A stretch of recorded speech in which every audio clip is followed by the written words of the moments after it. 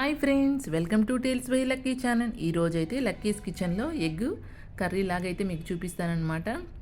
అంటే టమాటా లేకుండా ఒట్టి ఆనియన్తోనే అనమాట. ఇది మనకి ఇంట్లో ఏ కర్రీ లేనప్పుడు ఈజీగా ప్రాసెస్తో 5 మినిట్స్లో అయితే అయిపోతుంది అనమాట. ఇప్పుడైతే నేను 4 ఆనియన్స్ అయితే తీసుకున్నాను. అవి కడిగేసుకుని క్లీన్గా పెట్టుకుని ముందుగా 4 ఆనియన్స్ కట్ చేసేసుకొని పొయ్యి మీద బాండలు అయితే పెట్టేసుకుని 100 గ్రాములు అయితే ఆయిల్ వేసేసుకున్నాను. ఈ ఆనియన్ కట్ చేసినవన్నీ బాండల్లో వేసేసుకొని వేపుకుంటున్నాను. ఆనియన్ తొందరగా వేగడానికైతే నేను 1.5 స్పూన్ సాల్ట్ అయితే వేశాను.